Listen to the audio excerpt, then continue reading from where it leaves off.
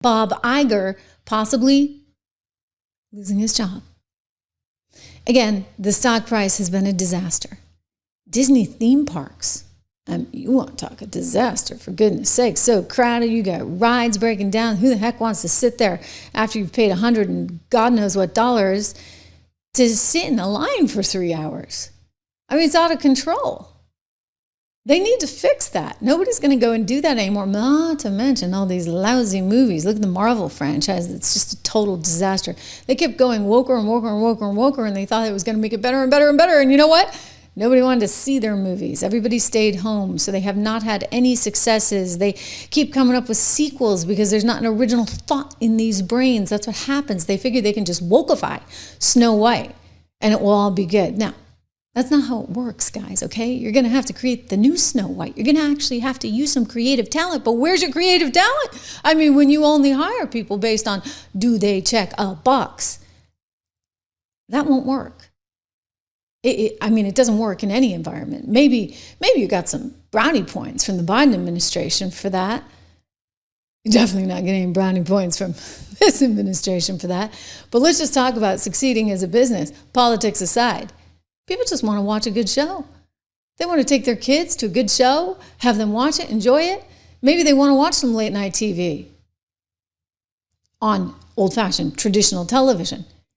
And maybe they don't feel like getting bombarded with the chaos that Jimmy Kimmel, or lies, frankly, that Jimmy Kimmel is putting towards them. And so from a pure business standpoint, politics aside, I mean, you guys made some wrong decisions, and I would just say that Bob Iger, Bobby boy, you know what? You're getting up there. Aren't you past retirement age as it is? Just retire, for God's sakes. I know you hate to talk about that. I know that because his PR person, whenever he would do an interview with me, would always say, please don't bring up retirement. So I'm bringing it up with a capital R. E-T-I-R-E-M-E-N-T. It is time, Bob Iger, buddy boy, to give it up. You got 2 young kids. Go spend some time with them and your beautiful wife, okay? She's got a great soccer team as well. Focus on that because you haven't been able to mind the store. You haven't been able to manage this business. This should not have gotten so out of control. Maybe if you had said to Jimmy, gee, what do you think of her monologue tonight? A guy who's kind of important in the conservative unisphere, he just died. And maybe there should be a sensitivity chip amongst you and your producers when it comes to that. Instead, do you know, he was actually going to double down on it. If you're looking at this picture right here on the live show as we are live right now on YouTube, I'm looking at Dana Walden and I'm looking at the Disney CEO, Bob Iger. You got Jimmy in the middle. So Dana and Bob found out that Jimmy was going to go on the next night and double down on his lies. He was going to double down and say, yeah, this kid was part of MAGA, blah, blah, blah, blah, blah.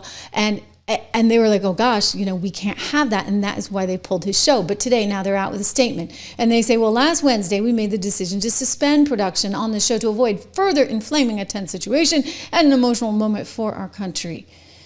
It is a decision we made because we felt some of the comments were ill-timed and thus insensitive. We have spent the last days having thoughtful conversations with Jimmy, and after those conversations, we reached the decision to return the show to air on Tuesday, i.e. tonight. So, you know what? Here's the moral of the story. Dana, you're out. Bobby, you're out. Jimmy, you're out. You guys have a lousy company, and now this thing just blew up in your face. I don't know how you survive it. I mean, the Bud Light CEO, he got to stay another day. But the marketing gal, she went. And the head of marketing for that company, he went. And the Target CEO, he went. I mean, you see how these things happen. We're talking about a boycott on all sides for Disney right about now. Yeah, nobody likes Disney. It's happening all over the place. So when I look at these people in management, I'm like, I don't know how you stay on. I'll tell you, Mike Eisner doesn't know how they stay on. He's the former head of Disney. He was actually a pretty good CEO. He and I used to work together over at CNBC. He had a show on CNBC. I also had a show on CNBC. 11 a.m. every day, top-rated show. We're growing here too. 1 million strong and counting. Make sure you subscribe, share, like. Anyway, Michael Eisner, that's what I called him, right? Did I call him Michael Eisner? You can see his picture there on the screen. He's out like saying, what the heck are you doing, Bob? you got to stand up. You got to stand up for your talent. Okay, fine. You know what? Stand up for your talent, but you shouldn't have your talent, or the inmates, as I should say, running the asylum. In other words, somebody had to manage this entire apparatus that is Disney long before it became so crazy. And so at some point in that 3-year period, you might have said to Jimmy, hey, let's try and book a couple conservatives. I mean, heck, you got your friend Arnold on The View the other day and nearly knocked Joy and Whoopi off the couch when he dared to say that, oh gosh, if you're staying in someone's country as an immigrant, you ought to show some manners. Right? So do a little more of that. Do more. I mean, you got to know a few conservatives out there in La La Land, right? I mean, we've seen some, like a few of them who have come out actually for Charlie. But this is the problem you're now in. You get a boycott underway from the left and the right. So celebrities are threatening to break ties with Disney. You've got conservatives saying, well, I never want to see another Disney thing again. No, thank you. And that, by the way, conservatives are the ones that used to go to the theme parks. Seriously, I remember when I first went to Fox, I liked Disney. I liked Disney back in the day. I mean, I liked it so much, I was like, I think we should get a timeshare. My husband's like, first of all, timeshare. Second of all, Disney. And I'm like, I love it. It felt so Americana, but it's just deteriorated ever since Donald Trump came into power, or perhaps we should say since Bob Iger and then the second Bob, remember Bob Chappell came in, and then we have Bob Iger again. So our third Bob in 10 years, this is not going well. I'm looking for Michael Eisner again, okay? Even if he's liberal, he knew how to run a company. And I don't think he would have allowed Jimmy to do what Jimmy did. I don't think he would have allowed The View to do what The View has done. I don't think he would have allowed these theme parks to have these insane lines with rides breaking down all the time, all while you're charging a gargantuan fortune, right? Like, that doesn't make any sense. I don't think he would have said, okay, let's rely on sequel after sequel after sequel and let's just wokeify it so everybody will really love it. Wrong. Okay, so John Oliver now, he's coming out on HBO and he's blasting. I mean, like, everybody is blasting Jimmy Kimmel and Bob Iger. Jimmy Kimmel's getting it from the conservatives. Bob Iger's getting it from the libs. Everybody's boycotting the company. So really and truly, I ask you, how does this company stay in business?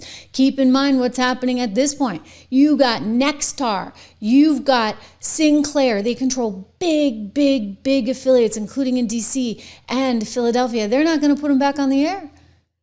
So, like, clearly, whatever you were doing, talking to Jimmy all these last few days alongside your colleague there, Dana, like, you guys didn't get through to him because he's not willing to do anything. So, nothing's changed. This is the career ender for Jimmy Kimmel, and quite possibly the career ender for one Bob Iger. Couldn't happen to a nicer team, right? Jimmy Kimmel on his way out. Mark my words. When have I been wrong? When have I been wrong? And you know what? Jimmy Kimmel's not the only one. You got stuff going on over at The View. We've talked about that. It's going to happen. Okay, it's just going to happen. Here he is talking about, this is Donald Trump just a couple of weeks ago. Well, what the heck? I mean, they aren't paying anything for these FCC licenses. So he's like, maybe we just fine them. Maybe we just give them these really big licensing fees, because how can you be functioning like this? You don't have any Republicans or conservatives on your show. You give unfair coverage to one side at all times. Enough is enough, right? It seems to me.